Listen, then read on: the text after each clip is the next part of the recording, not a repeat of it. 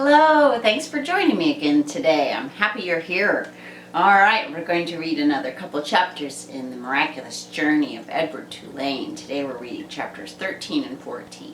Yesterday, Edward finally got dug out of the dump by a little dog named Lucy, and she brought him to a homeless man named Bull. And Bull seems like he's a pretty nice guy. So let's find out what happens to Edward next. Here we go. Chapter 13. They traveled on foot. They traveled in empty railroad cars. They were always on the move. "But in truth," said Bull, "we are going nowhere. That, my friend, is the irony of our constant movement." Edward rode on Bull's bedroll, slung over Bull's shoulder, with only his head and his ears sticking out. Bull was always very careful to position the rabbit so that he was not looking up or down, but he was, instead, looking behind him at the road that they had just traveled. At night, they slept on the ground under the stars. Lucy, after her initial disappointment about Edward being unfit for consumption, took a liking to him, and she slept curled up beside him. Sometimes she even rested her muzzle on his china stomach, and then the noises she made in her sleep, the whimpering and growling, resonated inside of Edward's body. To his surprise, he began to feel a deep tenderness for that dog. During the night, while Bull and Lucy slept, Edward, with his ever-open eyes, stared up at the constellations. He said their names, and then he said the names of all the people who had loved him. He started with Abilene, and then he went to Nellie and Lawrence, and from there to Bull and Lucy. And then he would end again with Abilene. Abilene, Nellie, Lawrence, Bull, Lucy, Abilene. "See," Edward would tell Pellegrina, "I'm not like that princess. I know about love." There were times, too, when Bull and Lucy gathered around a campfire with other tramps. Bull was a very good storyteller, but he was an even better singer. "Sing for us, Bull," the men would shout. Bull sat with Lucy, leaning against his leg, and Edward balanced on his right knee, and he would sing from somewhere deep inside himself. Just as Edward could feel Lucy's whimpers and growls throughout his whole body at night, he could also feel the deep, sad sound of Bull's songs moving through him. Edward loved it when Bull sang. And he was grateful to Bull, too, for sensing that a dress was not the right kind of clothes for Edward. "Malone," said Bull one night, "it's not my desire to offend you or to comment negatively on your choice of garb, but I am forced to tell you that you stick out like a sore thumb in that princess dress. And also, again, I do not want to upset you, but that dress has seen better days." Nellie's beautiful dress had not done well at the dump, or in all of the moving around with Bull and Lucy. It was so torn and dirty and full of holes that it barely even looked like a dress anymore. "I have a solution," said Bull, "and I hope that it meets your approval." He took his own knit stocking cap and cut a big hole in the top of it, and then 2 small holes in the side of it, and then he took off Edward's dress. "Look away, Lucy," he said to the dog. "Let's not embarrass Malone by staring at his nakedness." Bull slid the hat over Edward's head and then pulled it down and poked his little arms through the small holes. "There you go," he said to Edward. "Now we just need you some pants." The pants that Bull made, he made himself.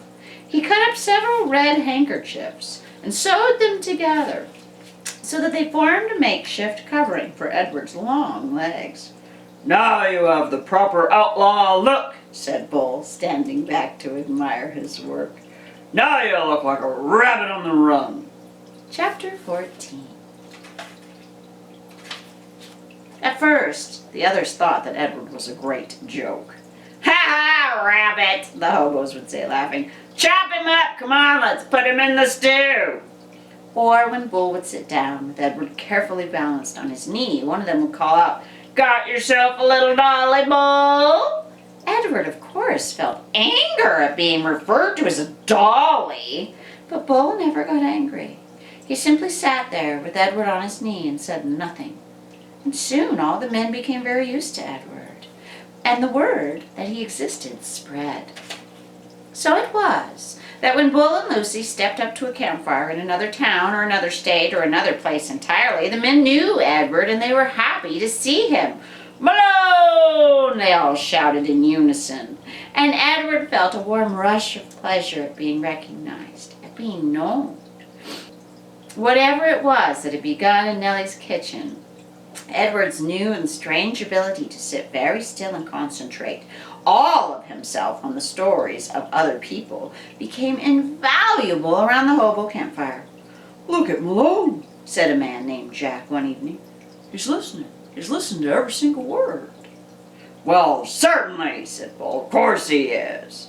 Later that night, Jack came and sat next to Bull and asked if he could borrow the rabbits. Bull handed Edward over, and Jack sat with Edward on his knee, and he whispered in Edward's ear. "Helen," Jack said. "and Jack Jr. and Taffy, she was the baby. Those are my kids' names. They live in North Carolina. You ever been to North Carolina? It's a pretty state. That's where they are. Helen, Jack Jr., Taffy, you remember their names, okay, Malone?" And after this, whenever Bull and Lucy and Edward went somewhere, some tramp would take Edward aside and whisper the names of his children into Edward's ear. Betty, Ted, Nancy, William, Jimmy, Eileen, Skipper, Faith. Edward knew what it was like to say over and over again the names of those that you had loved and those that you had left behind. He knew what it was to miss someone terribly, and so he always listened. And in his listening, his heart opened wide and then wider still. The rabbit stayed lost with Lucy and Bull for a long time. Almost 7 years went by. And in that time, Edward became an excellent tramp. He was happy to be on the road, restless when he was sitting still. The sound of the wheels on the train track were like music to his ears, and they soothed him. He could have ridden on the rails forever. One night in a railroad yard in Memphis, Tennessee, as Bull and Lucy slept in an empty freight car and Edward kept watch, trouble arrived. A man entered the freight car and shone a flashlight on Bull's face and then kicked him to wake him. "Hey, you tramp," he said. "You dirty tramp, I am sick of you guys sleeping everywhere you want. This is not a motel." Bull sat up slowly. Lucy started to bark at the man. "Be quiet," said the man, and he delivered a swift kick to Lucy's side, and she yelped in surprise. All his life, Edward had known what he was. He was a rabbit made out of china, a rabbit with bendable arms and legs and ears. He was bendable, though, only if someone was holding him. He could not move himself, and he had never regretted this more deeply than he did right now. When he and Bull and Lucy were discovered in the empty rail car, Edward wanted to be able to help Lucy. But he could do nothing. He could just lay there and wait for something to happen. "Say something," said the man to Bull. Bull put his hands up in the air and he said, "Hey, we're lost." "Ha! Lost. Yeah, I bet you're lost." And then the man said, "Hey, what's this?" And he put the light on Edward. "That's Malone," said Bull. "What in the world?" said the man, and he poked at Edward with the toe of his boots. "Things are out of control. Things are out of hand. Not on my watch. No, sir. Not when I'm in charge." And then the train suddenly lurched into motion. "No, sir," said the man, and he looked down at Edward. "No free rides for rabbits." And then he turned, and he flung open the door to the rail car, and then he turned back, and with one swift kick, he sent Edward sailing out into the darkness. The rabbit flew through the late spring air. From far behind him, he could hear Lucy's anguished howl. "Arr! Arr!" She cried out. Edward landed with the most terrible thump, and then he tumbled and tumbled and tumbled and tumbled and tumbled down a long, dirty hill, and when he finally stopped moving, he was on his back, staring up at the night sky. The world was silent. He could not hear Lucy. He could not hear the train. Edward looked up at the stars, and he started to say the names of the constellations, and then he stopped. "Bull," his heart said. Lucy! How many times, Edward wondered, would he have to leave without getting a chance to say goodbye? A lonely cricket started up a song. Edward listened. Something deep inside of him ached. He wished that he could cry. Poor Edward, his life is so hard. It's almost like a roller coaster, isn't it? His life started out pretty easy and wonderful, and then it goes down and he gets lost in the ocean, and then back up and he gets loved again, and then down and then back up, and now he's down. I feel very sorry for Edward. It's one of the reasons why I really liked this book the first time I read it, and the second and third time I read it. It's because it makes me feel things. I feel sad, I feel happy, I feel excited for Edward. All of these things keep going on, and this book just doesn't stop making me feel things.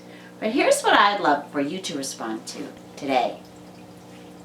Why do you think he actually wanted to cry? It says he wished that he could cry. Why did Edward want to cry? Tell me what you think. I can't wait to hear from you. I really appreciate you listening to these stories with me. And I hope you come back again tomorrow to hear more. Thank you so much for joining me. Have a great day. Bye-bye.